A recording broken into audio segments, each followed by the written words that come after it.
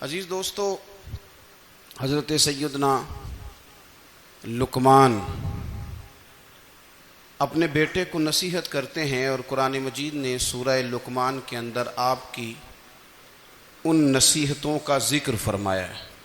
اللہ کریم نے ارشاد فرمایا کہ حضرت لقمان ان کی جو بات انہوں نے اپنے بیٹے کے ساتھ کی، فرمایا وَلَا تُصَعِّرْ خَدَّكَ لِلنَّاسِ، اے میرے بیٹے لوگوں کے ساتھ اپنے رخ کو نہ پھیرا کر، غرور کے ساتھ اپنے لب و لہجے کو پھیر نہ لیا کر لوگوں کی طرف سے، اور وَلَا تَمْشِي فِي الْأَرْضِ مَرَحًا، اور زمین پر اکڑ اکڑ کے نہ چلا کر۔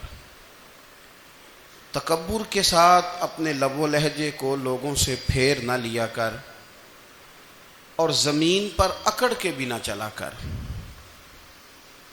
جناب لقمان اپنے بیٹے کو نصیحت فرما رہے ہیں، اور اللہ نے اس کا ذکر قرآن مجید میں فرمایا ہے۔ اسلام ہماری تربیت کرتا ہے ہر موقع پر، اور ہمیں اسباق پڑھاتا ہے زندگی ساری گزارنے کے لیے۔ انسان کی بات کا دوسرے پر بڑا اثر ہوتا ہے، لیکن اس کی بات کے ساتھ ساتھ اس کے لہجے کا بھی بڑا اثر ہوتا ہے۔ کھانے کا بھی بڑا اثر ہے، لیکن کھانا آپ کس برتن میں رکھ کے دے رہے ہیں اس کا بھی بڑا اثر ہے۔ آپ نے کھانا کس طرح سجایا ہے، کس جگہ کسی کو بٹھایا ہے، اس کا بھی بہت زیادہ اثر ہے۔ اسلام یہ کہتا ہے کہ آپ کا جو لب و لہجہ ہے وہ ہمیشہ اچھے اخلاق والا ہونا چاہیے۔ لہجے جو ہوتے ہیں نا، لہجے، لب و لہجہ، وہ بڑی تاثیر رکھتا ہے، بڑا اثر رکھتا ہے۔ چھوٹا سا بچہ ہوتا ہے، دودھ پیتا ہے، ابھی نونہال بچہ ہے چھوٹا سا، ابھی اسے پتہ نہیں ہے کہ کون سی بات کا کیا معنی ہے۔ اسی بچے کے آپ نے گال پہ محبت کے ساتھ ہاتھ پھیرا تو وہ ہنس دیتا ہے، لیکن اگر آپ غصے کے ساتھ اس کی گال پہ ہاتھ لگاتے ہیں تو وہ رو دیتا ہے۔ آپ میری بات کو سمجھیں گے، ابھی اس کو لفظوں کے مفاہیم کا نہیں پتہ، معانی سے ابھی وہ آگاہ نہیں ہے، معنی نہیں جانتا، پر آپ نے کس لہجے کے ساتھ اس سے پیار کیا یہ اسے پتہ ہے۔ یہ جو لہجہ ہوتا ہے نا، لہجہ، اخلاق آپ کا، یہ بڑا اثر کرتا ہے۔ آپ نے گفتگو کی، لیکن اس گفتگو میں آپ کا انداز کیا تھا، لب و لہجہ کیا تھا۔ کچھ لوگ کہتے ہیں میں نے کوئی غلط بات کی ہے، بالکل ٹھیک بات کی ہے۔ بھئی آپ کی بات ٹھیک تھی، پر آپ کا انداز ٹھیک نہیں تھا۔ جہاں بات ٹھیک ہونا ضروری ہے نا، وہاں انداز ٹھیک ہونا بھی بڑا ہی ضروری ہے۔ آپ کے لہجے کا خوبصورت ہونا اور آپ کے لفظوں کا حسین ہونا بھی بڑا ہی ضروری ہے۔ اگر آپ تھوڑا سا معاشرے میں غور کریں تو کچھ لوگ ایسے ہیں جو طبعاً ہی بیچارے دنیا میں آئے ہی شکوہ کرنے کے لیے، ان کے لہجے سے نہ ترش روئی برستی ہے، تلخی ہے۔ وہ جی میں فلاں آدمی کے پاس گیا تو اس نے میری بات نہیں سنی، فلاں شخص سے میری ملاقات ہوئی، میں نے وقت گزارا پر وہ بندہ ٹھیک نہیں نکلا، فلاں کے ساتھ میں آگے بڑھنا چاہ رہا تھا پر میرے معاملات چل نہیں سکے۔ تو بھئی آپ دوسروں کو ناپتے اور تولتے رہے، آپ کو یہ دیکھ لینا چاہیے تھا کہ آپ کا انداز فکر ہی کہیں غلط نہ ہو۔ لہجے، اخلاق، یہ آپ کے لفظوں سے بھی زیادہ اثر بعض اوقات رکھتے ہیں۔ کسی نے کہا تھا کہ میرے لہجے میں غرور آیا تھا، اس کو حق تھا کہ شکایت کرتا تھا، میرے لہجے میں کچھ ایسا کہ جس پہ وہ بیچارہ پریشان ہو گیا، اب اس کا حق بنتا تھا وہ اس پہ شکایت کرتا۔ تو میرے عزیز، آپ بات کو یاد رکھیں گے کہ جو اخلاق ہے، آپ کا جو اخلاق ہے، جو آپ کا کردار ہے، وہ اپنی ایک خوبصورتی رکھتا ہے۔ اس لیے میرے نبی پاک صلی اللہ تعالی علیہ وآلہ وسلم نے فرمایا تم میں کامل مومن وہ ہے جس کا اخلاق زیادہ اچھا ہے۔ جو کہانیاں زیادہ سناتا ہے وہ نہیں، جو اپنی خدمات زیادہ بتاتا ہے وہ نہیں، جو باقی سب کی نفی کر کے کہتا ہے کہ دنیا میں کوئی بندہ ٹھیک نہیں، صرف میں ٹھیک ہوں، وہ والا بندہ نہیں، بلکہ فرمایا جس بندے کا اخلاق زیادہ اچھا ہے۔ اخلاق دیکھیں، یہ جو آپ کا لہجہ ہوتا ہے نا، یہ بہت زیادہ اثرات مرتب کرتا ہے آپ کے گھر پہ بھی باہر بھی. آپ اگر اپنی گفتگو میں باڈی لینگویج کو تھوڑا سا اچھا رکھیں. کچھ لوگ ایسے ہوتے ہیں جو بات بڑی صحیح کرتے ہیں پر کچھ زیادہ ہی باتیں کرتے ہیں, تو وہ زیادہ باتیں کرنے کی وجہ سے ان کی جو صحیح باتیں ہوتی ہیں ان کا بھی وزن خراب ہو جاتا ہے, کیونکہ وہ زیادہ باتیں کرتے ہیں, ہر وقت بولتے ہیں, ہر وقت بات کرتے ہیں. تو جب وہ ٹھیک بات بھی کر رہے ہوں تب بھی ان کی بات کا لوگ اثر قبول نہیں کرتے. لیکن اگر ان کا لہجہ باوقار ہو, بات وہ تھوڑی کریں پر جتنی کریں ذرا سونی کر کے کریں, گفتگو میں خود بخود اثر پیدا ہو جائے گا, بات اچھی لگے گی. اخلاقی رویے اگر لوگوں کے زیادہ اچھے ہو جائیں, ایک تو مسکرانے کا بل کوئی نہیں آتا, اس کے پیسے کوئی نہیں لگتے, اور یہ بھی شکر ہے ابھی تک اس پر ٹیکس بھی کوئی نہیں, یہ بھی مقام تشکر ہے.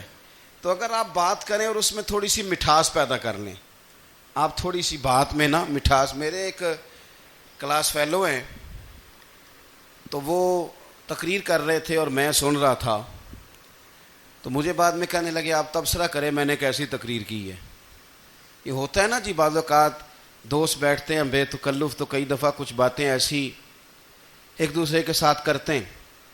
تو مجھے کہنے لگے آپ بتائیں کہ میں بات کر رہا تھا تو کیسی تھی. تو میں نے کہا جب آپ بات کر رہے تھے تو میں ڈر رہا تھا, مجھے لگ رہا تھا کہیں آپ لڑ نہ پڑیں. بھئی آپ اطمینان سے بات کریں, آپ تسلی سے بات کریں, آپ خندہ پیشانی کے ساتھ بات کریں. میرے نبی پاک صلی اللہ تعالی علیہ وسلم نے فرمایا, مسلم شریف کی حدیث ہے, حضور فرماتے ہیں نیکی کو کبھی چھوٹا نہیں سمجھنا, نیکی کو حقیر نہیں سمجھنا. کچھ نہ ہو سکے تو اپنے بھائی سے مسکرا کے بات ہی کر لیا کرو, بات کرو تو تمہارے لہجے میں ترش روئی نہ ہو.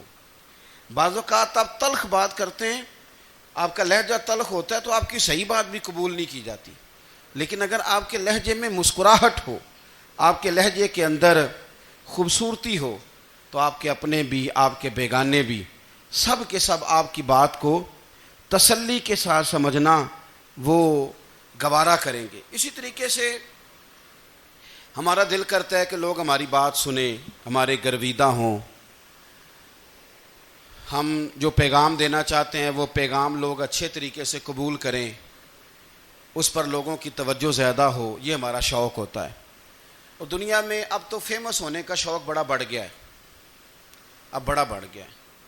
اب تو لوگوں کو نا شاید لوگ مقبولیت اسی کا نام لیتے ہیں کہ میرے اتنے لائکس ہیں, اتنے فالور ہیں, اتنے سارے لوگ ہیں تو شاید میں بڑا مقبول ہوں. یاد رکھنا, قابلیت سے زیادہ قبولیت ضروری ہوتی ہے. فالور کیا کریں گے اگر رب بھی راضی نہ ہوا تو, لائکس کیا کریں گے. اگر تو قبول ہو جائے تو پھر چلو کسی لائکس کا بھی فائدہ ہے, کسی فالور کا بھی. اور اگر قبول نہ ہو تو پھر کوئی فائدہ. جنوں پریتم اپنا آنکھ ہی نہ, وہ اجے سہاگن ہو ہی نہیں. تو جب وہ قبول کر لے پھر تو بڑی بات ہے, اور اگر قبولیت نہ ہو تو پھر بڑے بڑے مجمع بھی کوئی فائدہ نہیں دیتے. ہماری خواہش ہوتی ہے کہ لوگ ہمیں جانیں, لوگ ہمیں پہچانیں, ہمارا بڑا نام ہو, ہمارا بڑا ذکر ہو, ہمارے بڑے تذکرے ہوں. تو میرے نبی پاک صلی اللہ تعالیٰ علیہ وسلم نے ارشاد فرمایا, حضرت ابو ہریرہ رضی اللہ تعالیٰ عنہ روایت کرتے ہیں, حضور فرمانے لگے تم مال کے ذریعے لوگوں کو اپنا گرویدہ نہیں بنا سکتے, پیسے دے کے لوگوں کو پیچھے نہیں لگا سکتے. کتنے کو دو گے؟ دیکھیں نا, پیسوں سے تو بندے کا لالچ شروع ہو جاتا ہے. ایک دفعہ دیں, پھر دوسری دفعہ دیں, پھر تیسری دفعہ دیں. روز دیں گے تو بندہ راضی ہوگا, اور اگر آپ نے 99 دفعہ دیا, ایک دفعہ نہیں دیا تو وہ ناراض ہو جاتا ہے. تو کتنا کو لالچ پورا کریں گے. تو حبیب پاک علیہ الصلوۃ والسلام فرمانے لگے تم پیسے دے کے لوگوں کو اپنا گرویدہ نہیں کر سکتے, ہاں خندہ پیشانی سے, حسن اخلاق سے ملو گے تو لوگ تمہارے گرویدہ ہو جائیں گے. تمہارا اخلاق, تمہاری خندہ پیشانی, تمہارا اچھا کردار, یہ لوگوں کو گرویدہ کر سکتا ہے. تو مال و دولت سے لوگ گرویدہ نہیں ہوتے. تو ہمارا وہ جو روزمرہ کا لوگوں کے ساتھ تعلق ہے, لب و لہجہ, میں نے دیکھا ہے بہت سارے لوگ ایسے ہیں جن کے ساتھ لوگ آنا جانا ملنا بیٹھنا آہستہ آہستہ چھوڑ دیتے ہیں، اور وہ کس لیے چھوڑ دیتے ہیں؟ وہ ان کے رویے کی وجہ سے چھوڑ دیتے ہیں، ان کے انداز فکر کی وجہ سے چھوڑ دیتے ہیں، ان کے شکووں کی وجہ سے چھوڑ دیتے ہیں۔ مزاج ہوتا ہے نا ہمارا کہ ہمیں شوق ہوتا ہے تعلق زیادہ لوگوں کے ساتھ ہو، اور پھر یہ بھی شرط ہوتی ہے کہ میں جس کے پاس جاؤں وہ مجھے یہی کہے کہ تو میرے ساتھ ہی پیار کر۔ ایک صاحب مجھ سے کہنے لگے کہ یہ میں محفل کراتا ہوں، آپ بھی تشریف لائیں، اور میں 20 علماء کو بلا چکا ہوں، اور بڑے بڑے نامور نام انہوں نے میرے سامنے لیے۔ میں نے ان سے پوچھا کہ جو نام آپ نے لیے ہیں اور آپ کی تصویریں بھی ساتھ ہیں، میں الحمدللہ تسلیم کر گیا ہوں آپ کی بات کو، لیکن سوال میرا یہ تھا کہ کیا آپ نماز بھی پڑھتے ہیں؟ 21 علماء کو آپ نے بلایا یا 20 کو بلایا اور بڑے بڑوں کو بلایا، اور مجھے بھی آپ دعوت پیش کر رہے ہیں، تو نمازی بھی آپ ہیں؟ نمازی بھی ہیں؟ تو کہنے لگے آپ دعا کریں میں نماز پڑھنا شروع کر دوں۔ میں نے ان سے کہا خدا کے بندے، اب اگر تو کسی اور کو بتائے گا کہ 20 اتنے بڑے لوگوں سے میرا تعلق کر پڑتا میں نماز بھی نہیں، تو لوگ کیا سوچیں گے کہ 21 مولوی مل کے بھی ایک بندے کو نمازی نہیں بنا سکے۔ تو آپ اپنے لب و لہجے سے صرف باتوں سے گرویدہ کسی کو کر لیں گے؟ آپ یہ دیکھیں کہ اخلاق کس طرح کا ہے، لہجہ کس طرح کا ہے، آپ کے بات کرنے کا انداز کتنا حسین ہے، اس لفظ کے اندر حسن کتنا زیادہ ہے۔ نبی پاک صلی اللہ علیہ وسلم بھی تبلیغ فرماتے، ہم بھی تبلیغ کرتے ہیں۔ میں اور آپ جب تبلیغ کرتے ہیں تو اس تبلیغ کے اندر شکوہ ہوتا ہے اور تنقید ہوتی ہے، اور بعض جگہ میں نے یہ بھی دیکھا ہے کہ طنز ہوتا ہے، طنز۔ ہم دوسرے کو دین کی دعوت رہے ہیں، لیکن ہمارے لب و لہجے سے طنز اور ترش روئی چھلکتی ہے۔ تو دولت کے پیچھے لگ گیا ہے، تو بالکل جاہل ہے، تو بالکل تیرے خاندان میں سے بھی کوئی نہیں ادھر آتا۔ آپ طنز کر رہے ہیں، آپ دعوت دین نہیں دے رہے۔ دعوت دین تو گلدستے میں رکھ کے پیش کی جاتی ہے، اس کی تو ایک خوبصورتی ہے، اس کا تو ایک حسن ہے، اس کی تو اپنی ایک جاذبیت ہے، اس کی اپنی ایک نورانیت ہے۔ صحابہ کرام علیہم رضوان فرماتے ہیں کہ حضرت سعد بن معاذ رضی اللہ تعالیٰ عنہ کا جنازہ تھا، اللہ کے پیارے محبوب صلی اللہ تعالیٰ علیہ وسلم نے جنازے کی امامت فرمائی، اور جنازے کی امامت کے بعد ابھی نہ قبر کے تیار ہونے میں کچھ ٹائم باقی تھا،